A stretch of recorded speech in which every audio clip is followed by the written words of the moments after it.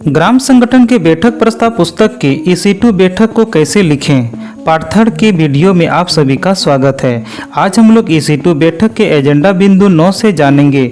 ऐसे ही समूह से जुड़े पुस्तकों का प्रशिक्षण YouTube के माध्यम से पाने के लिए हमारे चैनल को सब्सक्राइब करें ताकि पुस्तक प्रशिक्षण का वीडियो सबसे पहले आपको मिल सके। तो चलिए वीडियो को शुरू करते हैं।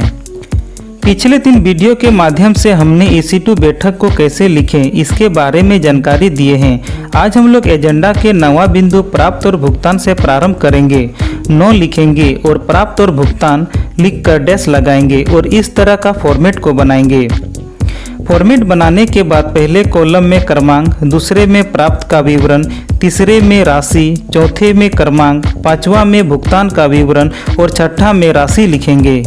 हम लोग स्क्रीन में देख सकते हैं कि किस तरह का प्राप्त और भुगतान होता है।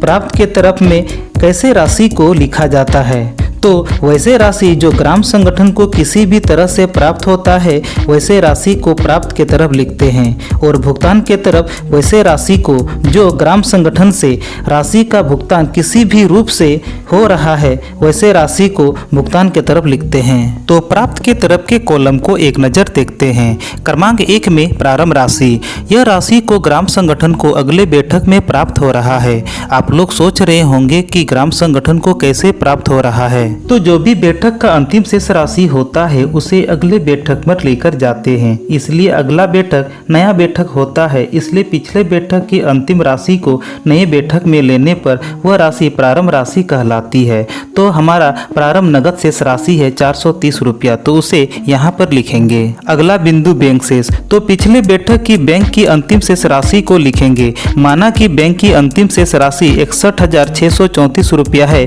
तो उसे यहाँ पर लिखेंगे। इसके बाद दूसरे बिंदु में समूह का सदस्यता शुल्क को लिखते हैं। तो नए सखी मंडल की सदस्यता एजेंडा बिंदु से पता कर सकते हैं। तो नए सखी मंडल का कुल सदस्यता शुल्क 390 रुपया है, तो इसे प्राप्त भुगतान के सदस्यता शुल्क में लिखेंगे। इसके बाद प्राप्त भुगतान के तीसरे बिंदु में समूह का हिस्साधन में समूह से प्राप्त कुल हिस्साधन को लिखेंगे। हिस्साधन की राशि भी नए सखी मंडल की सदस्यता एजेंडा बिंदु से मिलेगा, इस राशि को यहाँ पर लिखेंगे। प्राप्त भुगतान के चौथा बिंदु समूह का साधारण बचत जमा, इसकी राशि हमें एजेंडा के तीसरे बिंदु बचत किस्त ब्याज और दंड से प्राप्त होगा। तो तीसरे बिंदु के एजेंडा को खोलते हैं तो पाते हैं कि समूह का कुल बचत 400 रुपया हुआ है, तो इसे प्राप्त भुगतान के चौथा बिंदु समूह का साधारण बचत जमा में लिखेंगे। उसके बाद 5वां बिंदु में समूह से किस्त वापसी की राशि भी हमें इसी से प्राप्त होगा। इसमें देख सकते हैं कि कुल समूहों की किस्त है 7,000 रुपया, तो इसे यहाँ पर लिखेंगे। इसके बाद 6ठा बिंदु समूह से ब्याज वसूल की राशि भी हम लोगों को इसी से प्राप्त कर सकते हैं। इसमें बिंदु है ब्याज की, इसकी कुल राशि को यहाँ पर लिखेंगे। तो कुल ब्याज है 2,727 रुपया, तो उसे यहाँ पर लिखेंगे। अगला है बैंक शेष राशि पर प्राप्त ब्याज। इसका अर्थ है कि ग्राम संगठन बैंक में जो राशि बैंक में जमा ग्राम संगठन करती है तो उससे प्राप्त ब्याज को यहाँ पर लिखते हैं। इसका पता बैंक खाता के अपडेट से पता चलेगा, इसलिए ग्राम संगठन के पदाधिकारी आप लोग EC2 बैठक के एक दिन पहले बैंक जाकर बैंक खाता का अपडेट जरूर करवाएं। तो हमारे ग्राम संगठन का बैंक खाता का अपडेट किए हैं लेकिन किसी भी प्रकार का ब्याज नहीं आया है, तो इसे खाली छोड़ देंगे। इसके बाद 8वां नंबर दंड वसूली में वैसे राशि को लिखते हैं जो बैठक के दौरान जो राशि दंड के रूप में लेते हैं उस राशि के कुल को यहाँ पर लिखते हैं। तो इसका पता हमें एजेंडा के तीसरे बिंदु से प्राप्त होगा। यह राशि को दंड वसूली में लिखेंगे। आज की बैठक की कुल दंड 71 रुपया है, इसलिए प्राप्त भुगतान के दंड वसूली में 71 रुपया लिखेंगे। अगला 9वां बिंदु बजट का, यदि ग्राम संगठन का बजट आया है तो लिखेंगे और नहीं आया है तो नहीं लिखेंगे। माना कि बैंक अपडेट से पता चला है कि ग्राम संगठन का बजट 50,000 रुपया आया है, इसलिए बजट के सामने 50,000 रुपया लिखेंगे। इसके बाद सक्रिय महिला का मानदेय में भी बैंक अपडेट से पता चलेगा। माना कि सक्रिय महिला का मानदेय अगस्त महीने का मानदेय आया है तो यहाँ पर 1,500 रुपया लिखेंगे। अगला है CLF से प्राप्त CIF राशि। यदि CLF से CIF राशि प्राप्त हुआ है तो लिखेंगे और नहीं आया है तो नहीं लिखेंगे। आशा करते हैं कि आप लोग प्राप्त भुगतान को समझ रहे होंगे। यदि समझ में नहीं आ रहा है तो इस वीडियो को दोबारा देखें। यदि किसी भी प्रकार का सवाल करना चाहते हैं तो कमेंट बॉक्स में जाकर हमें कमेंट करें। इसके बाद ग्राम संगठन को किसी किसी भी तरह का राशि प्राप्त नहीं हो रहा है, इसलिए प्राप्त के तरफ के पूरे राशि को जोड़ेंगे और कुल के सीधे में लिखेंगे। इसके बाद प्राप्त भुगतान के तरफ के बिंदु के राशि को भरेंगे।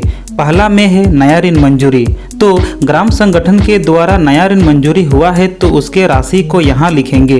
इसका पता हम लोगों को एजेंडा के 5वां नंबर नया ऋण मंजूरी LMCP के माध्यम में से पता चलेगा। तो कुल ग्राम संगठन के द्वारा नया ऋण मंजूरी हुआ है 50,000 रुपया, तो उसे यहाँ पर लिखेंगे 50,000 रुपया। इसके बाद BOA का मानदेय, इसमें BOA को कितना राशि मानदेय के रूप में दी गई है उसी राशि को लिखेंगे। तो इसका पता एजेंडा के 6वां बिंदु से प्राप्त होगा और उसके मानदेय राशि 500 को भुगतान के तरफ BOA के मानदेय के सामने लिखेंगे।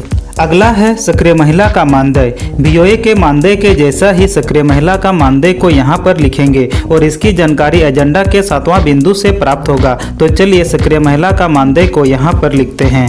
अब EC1 और EC2 बैठक खर्च की राशि को लिखेंगे। EC1 और EC2 बैठक की कुल खर्च 300 रुपया है। इसका पता एजेंडा के 8वां बिंदु अन्य भुगतान से प्राप्त होगा। तो हम लोगों ने देखा कि कुल बैठक खर्च 300 रुपया है, तो इस राशि को यहाँ पर लिखेंगे। उसी तरह स्टेशनरी खर्च, सफर खर्च, कार्यालय किराया आदि को इसी बिंदु से प्राप्त होगा। तो चलिए इसके राशि को इसमें लिखते हैं। अगला है बैंक में जमा।